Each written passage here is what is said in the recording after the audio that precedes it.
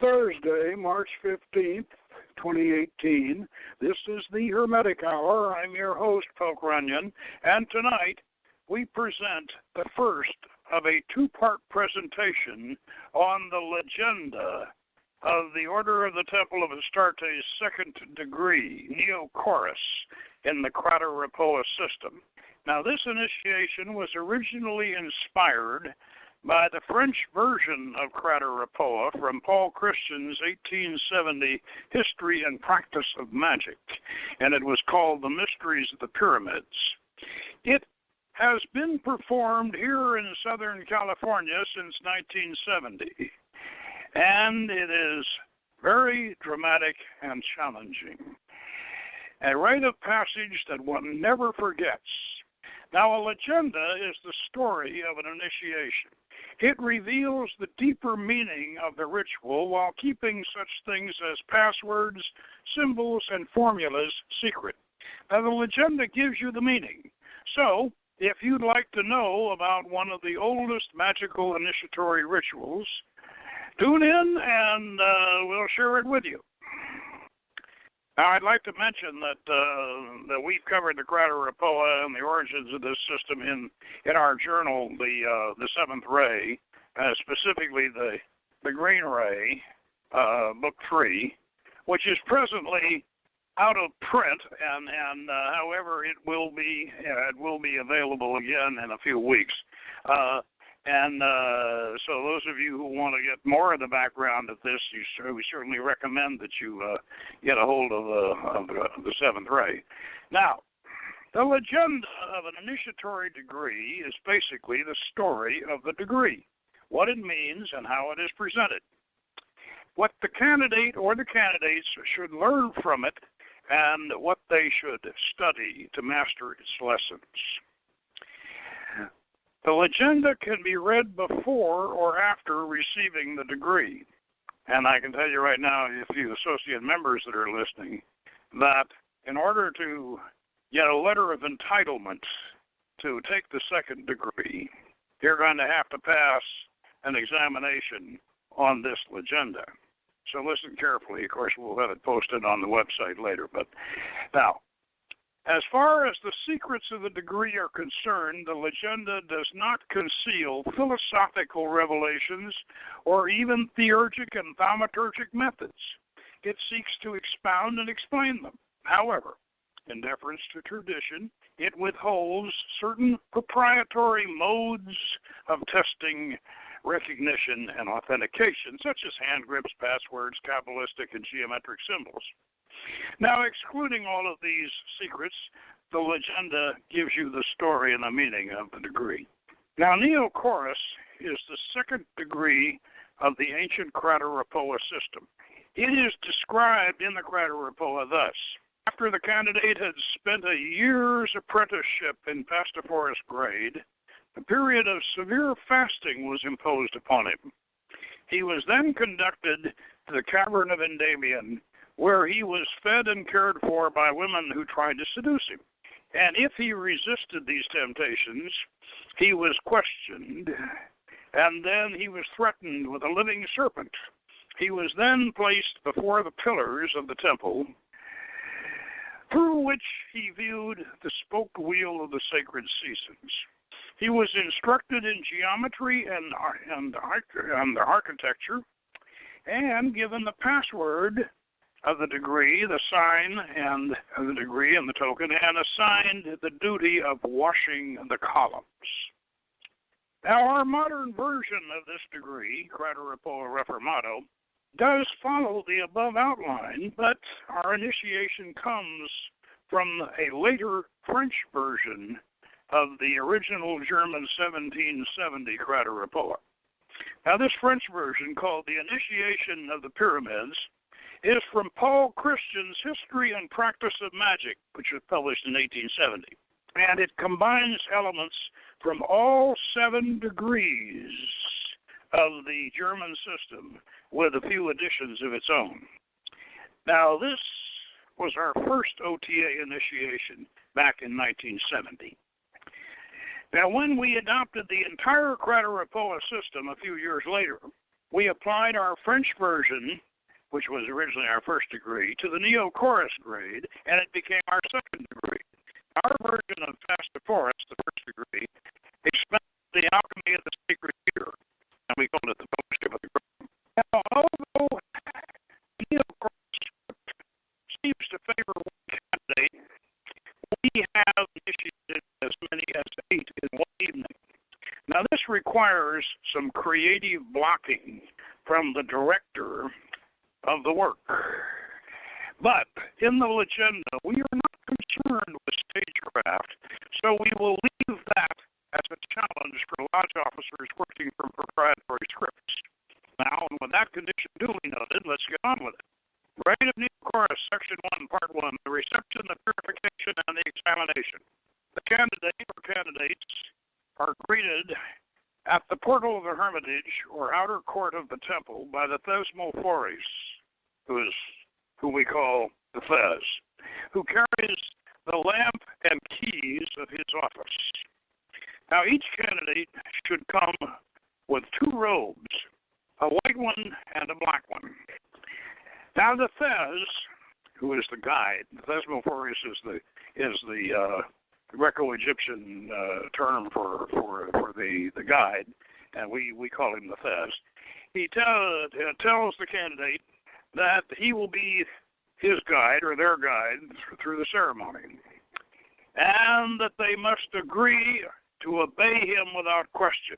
Now, when the Thes has this assurance, he opens the door and invites them in, saying, "Enter freely and of your own will." He guides them to an area that is arranged for testing and seats them together. He then informs them, "We have provided paper, pencils, and drafting tools on this table.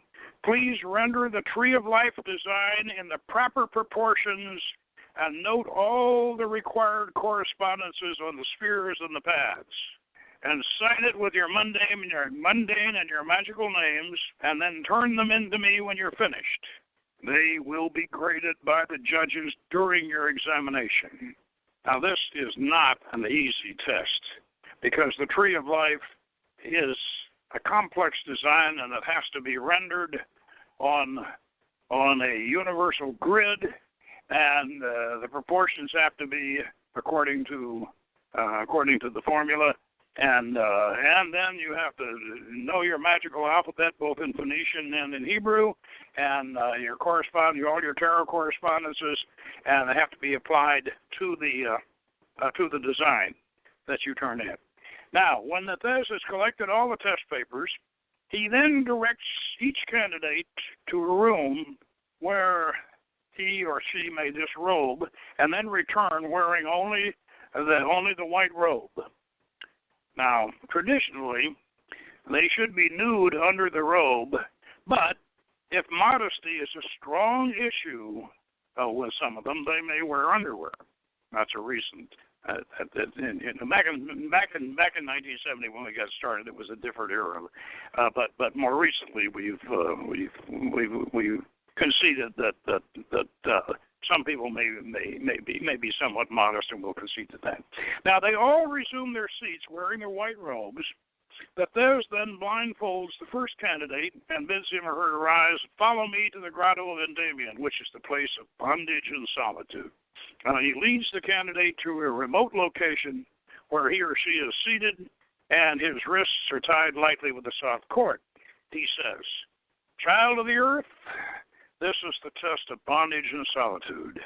In ancient times, you would remain here for days on end, alone with your thoughts, not knowing if you would ever see the light again. This test symbolizes the bondage of the human spirit within the prison of mortal flesh and earthbound darkness. In olden days, it had a more practical purpose. The ancient magi of our tradition knew that people who were not at peace with themselves could not long endure the company of their own thoughts, alone in silent darkness, for weeks or even months. But today you are more fortunate. You will remain here no more than a few hours. If you move or cry out, you will be disqualified, and you may silently practice proficiency in preparation for your examination."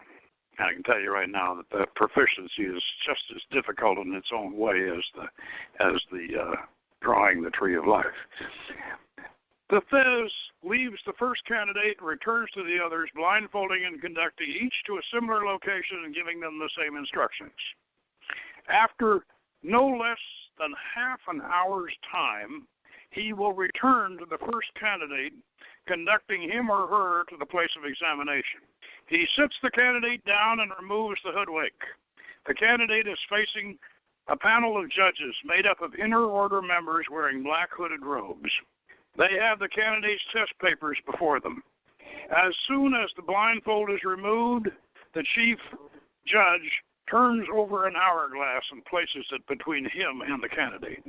There should be about 10 minutes sand in the upper funnel of the glass, and while the sand is running out, the judges pass the test papers among them, pointing to possible errors. The chief adept continues to stare at the candidate while the sand finally runs out, and then the chief says, "What is the great work?" The candidate recites the memorized proficiency, and he may be prompted if necessary. And the great work of the Western esoteric tradition is the quest of the Grail upon the altar of the temple within. This Holy Grail is nothing less than our immortal soul, the divine and transcendent aspect of our being.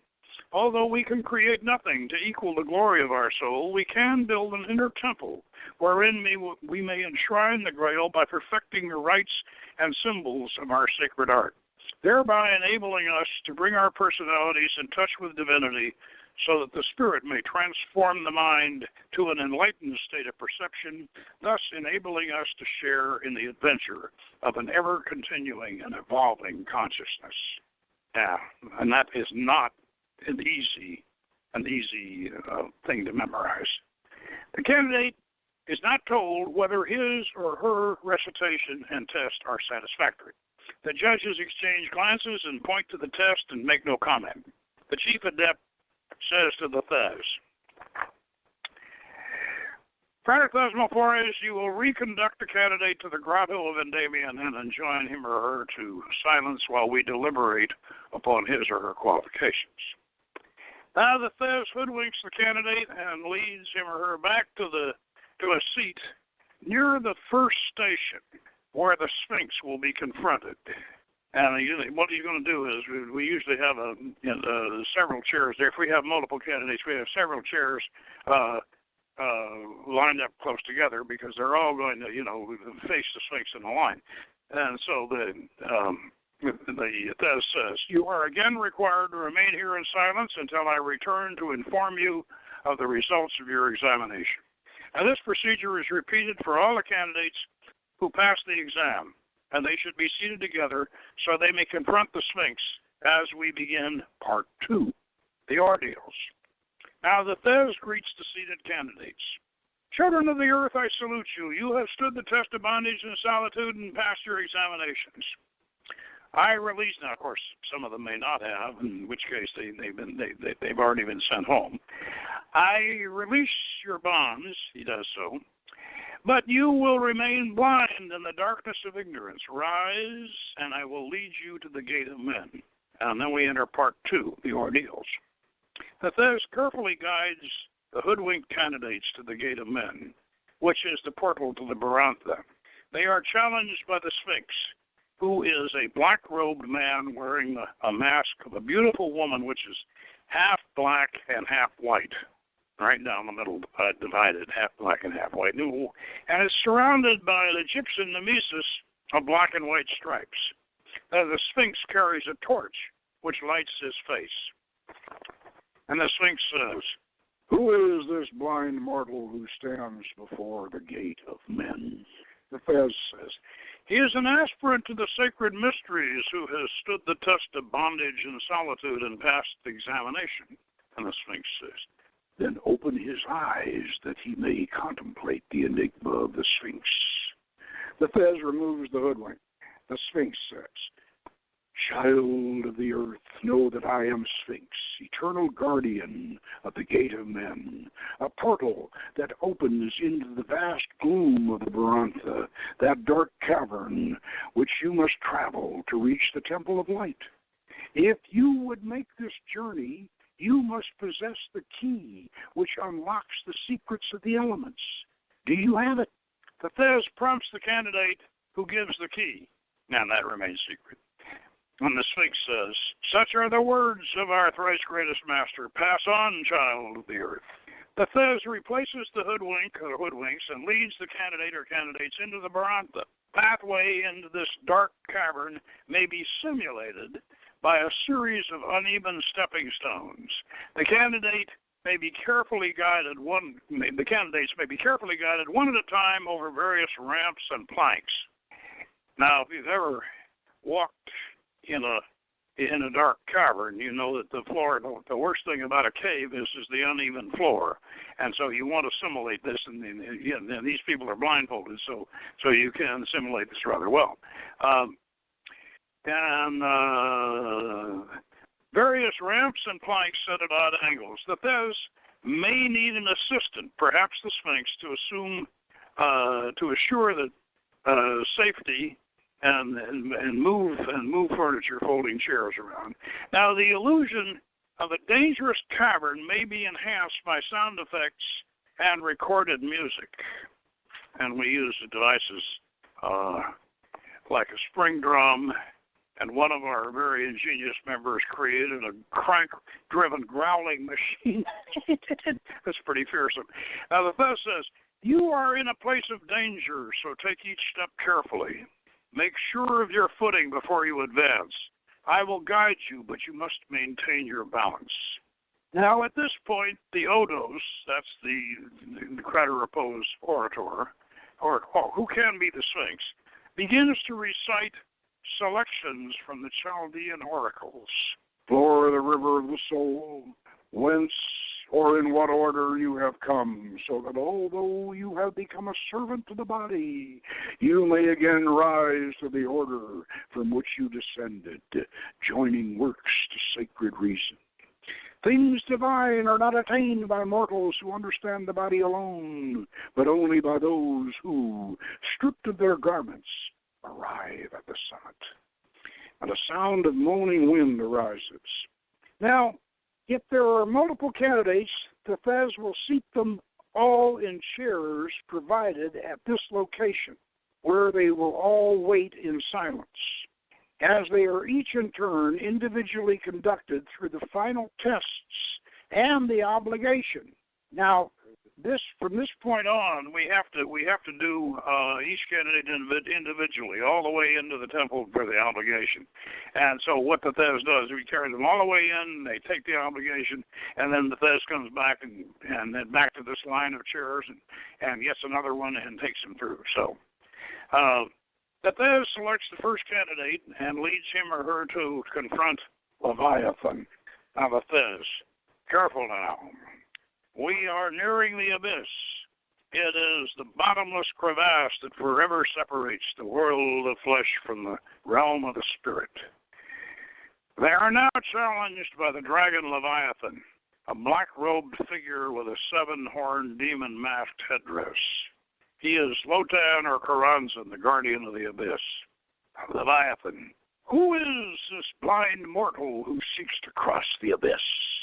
The Thesmophorus says, "He is an aspirant to the sacred mysteries who has stood the test of bondage and solitude, passed examination, and given the key to the Sphinx." Leviathan, "Then unbind his eyes so that he may gaze into the depths of the abyss." The Thez removes the hoodwink. The candidate steps forward. Beneath his 7-horned mask, Leviathan holds a staff surmounted by a circular dark mirror, on which is inscribed a red upside-down pentagram. The mirror is flanked by 2 sconched red candles. The candidate sees his or her face reflected in the mirror behind the satanic pentagram as Leviathan says, "Child of earth, know that I am Leviathan, primordial dragon of chaos, and the enemy of all those who seek the light.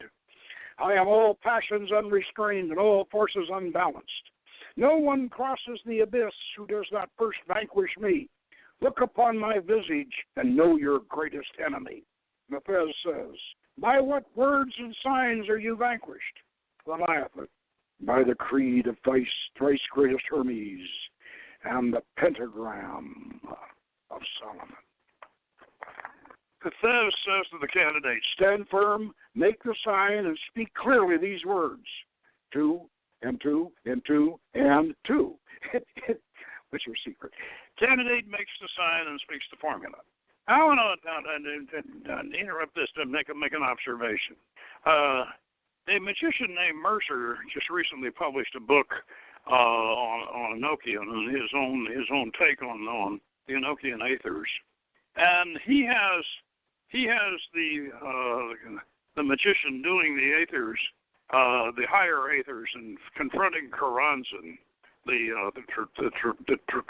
traditional Enochian demon of the abyss, in this particular aether. I think it's Zax or something like that. But anyway, he confronts Karanzan in this aether and realizes that he's looking at himself. And one of my students gave me a copy of this book, and he said you got to read this, and so I'd read it. And I told the candidate, I told my student who had already gone through Neocris, I said, look, you did this out there with Leviathan, and he said, yeah, that's right, I did. Yeah, so this is rather a profound thing. And I also like to mention that the flip side of this phenomenon is that in Merkava mysticism, which preceded the Kabbalah, Leonard Elite, the successor of Ira Kaplan, points out that when you get to the highest throne in Merkava mysticism, chariot mysticism, and you confront God on his throne, the face of God that you're looking at is your own. And that is one of the big secrets of this degree. Now, Leviathan voices a hollow groan and retires after he has been given the formula. The Thez again hoodwinks the candidate and leads him or her to the bridge, which the candidate must cross to reach the temple. Now, this bridge is a wobbly, unstable plank. Cable is suspended overhead, which the blindfolded candidate must reach up and grasp so that he can go hand over hand across the bridge. Now, that's before it says, you have reached the bridge that spans the abyss, separating you from the temple of light. Step up on it and reach up over your head, taking hold of the cable with both hands. The Thez makes sure that this is properly done, and the candidate is standing centered on the plank. And you're going to have to, the plank is unstable, so you're going to have to steady the candidate going across. The Thez continues, the cable is your lifeline across the gulf between the worlds. The bridge is narrow. You must cross over alone. Advance one step at a time and slide your hands along the cable as you go. The Odos or the Sphinx again recites from the Chaldean oracles. Stoop not down into a darkly splendid world wherein continually lieth a faceless depth of Hades wrapped in clouds, delighting in unintelligible images, precipitous winding, a black ever-rolling abyss, ever espousing a body, unluminous, formless, and void.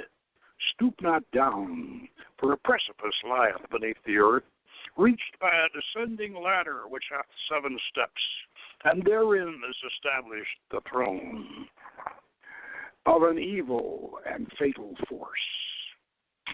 This, of course, represents the Clephothic tree of evil, which is a reverse, which just is a reverse of the tree of life.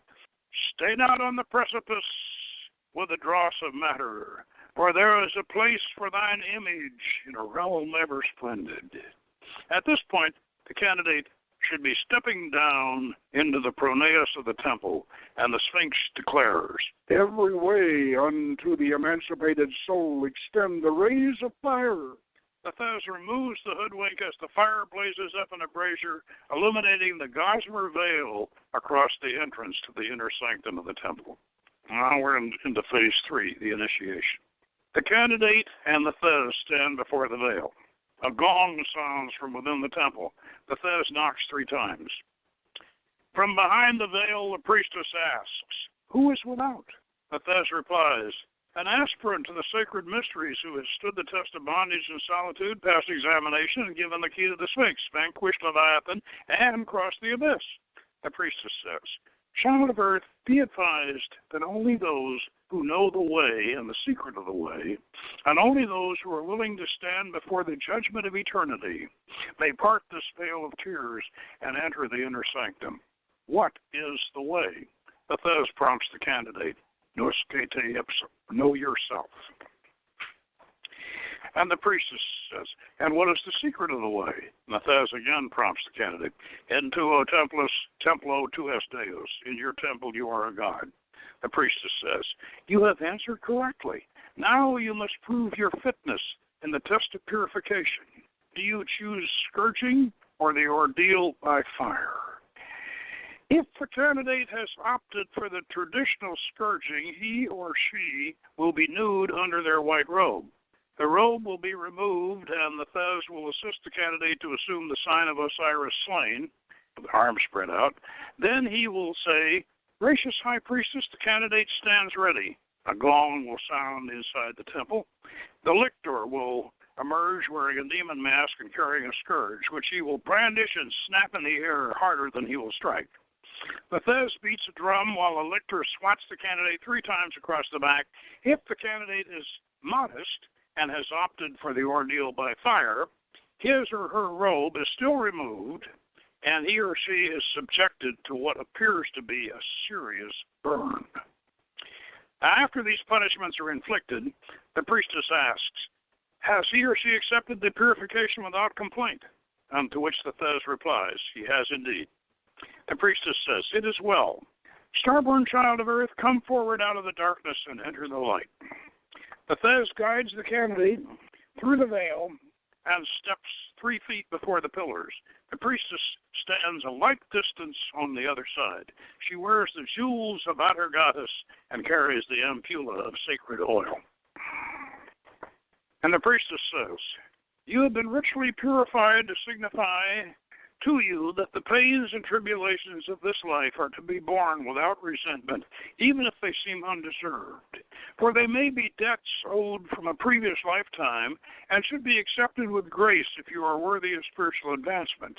Now step forward again. The Thez guides the candidate directly between the pillars.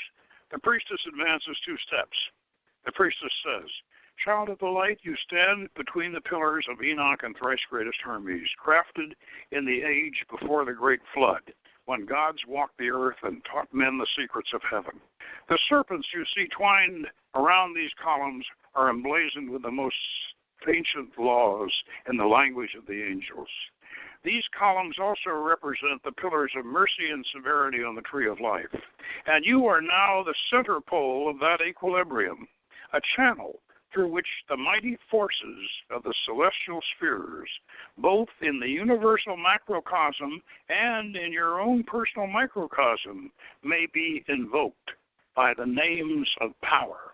Now, at this point, the priest is at the altar behind the priestess, and while the priestess anoints the psychic centers of the middle pillar, which includes all the lightning flash all the way down the tree. While she anoints the candidate, the priest gives the battery from the master ritual.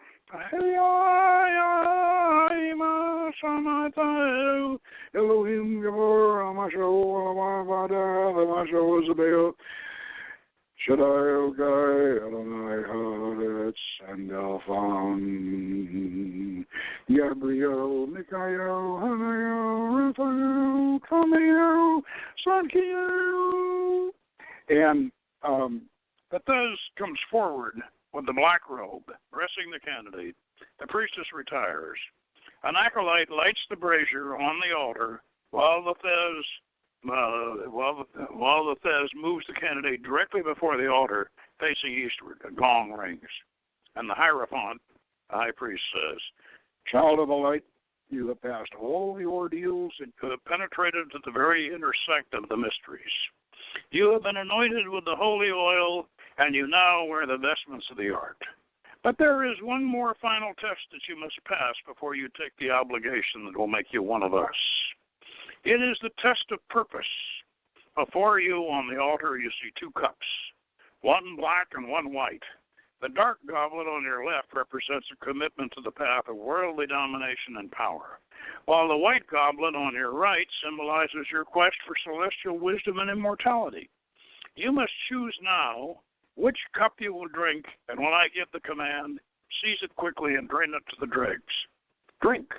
The candidate seizes the white cup and drinks down the wine it contains. And the Hierophant says, Child of the light, you have chosen well. Now take up the black goblet you so wisely refused, and sip it very carefully, so that you will always remember the taste of the cup of abominations. And the candidate tastes the bitter mixture.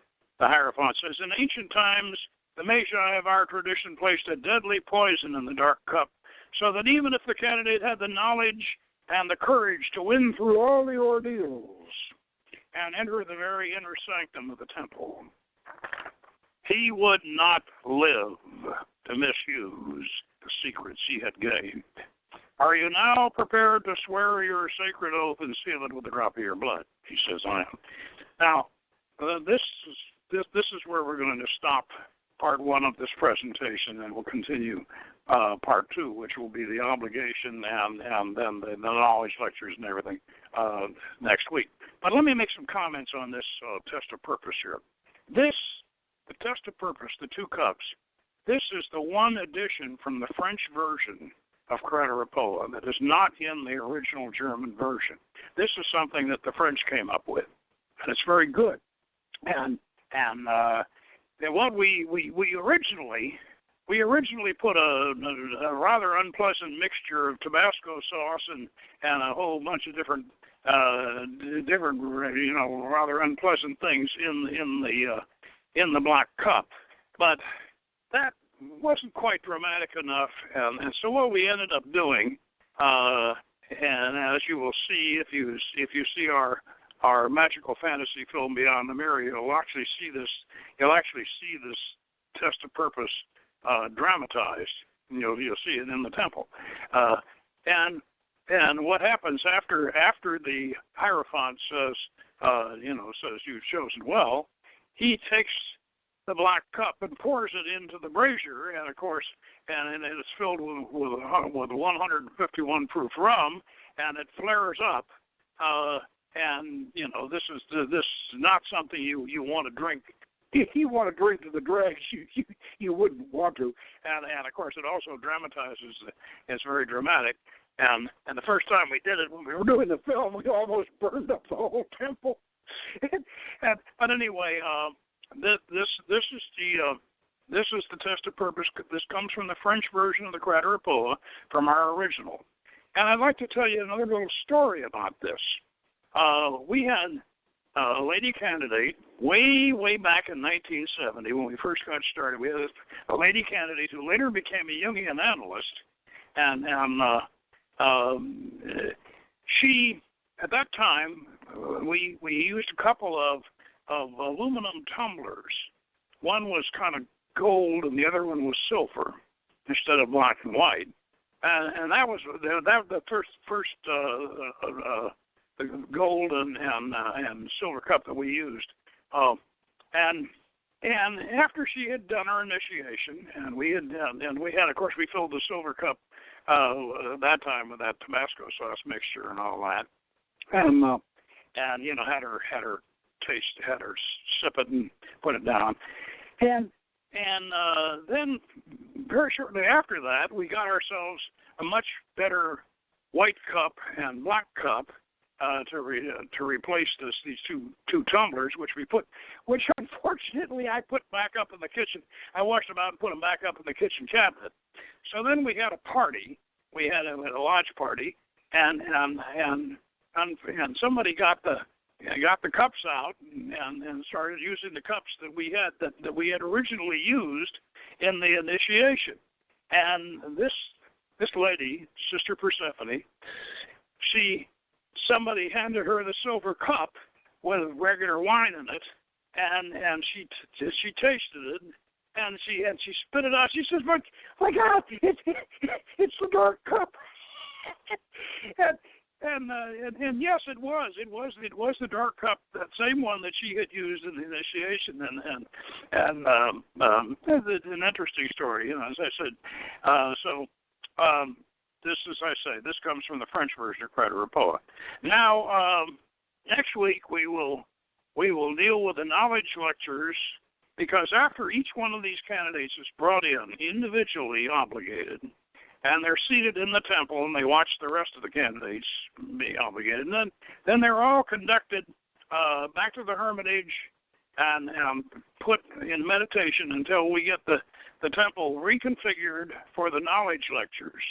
And that's when we bring the candidates back down to the temple, and we explain all of the symbolism in the temple with the secret seal and the brass vessel and all, and then we set up the triangle and the dark mirror and we go through I think a rather beautiful document which we call Liber Astarte, in which we poetically describe the secrets of Goetia, Solomon's Goetia, and the use of the triangle and the mirror and the circle, and describe all of that. And then after that, following that, we have a communion of the elements. And so all of that will come in the second part of the agenda, which we will present next week. Hopefully we'll present it next week. If we haven't got it quite ready by then, it'll be the week following. But I think it will be. I think it'll be ready by next week. So be sure and stay with us. And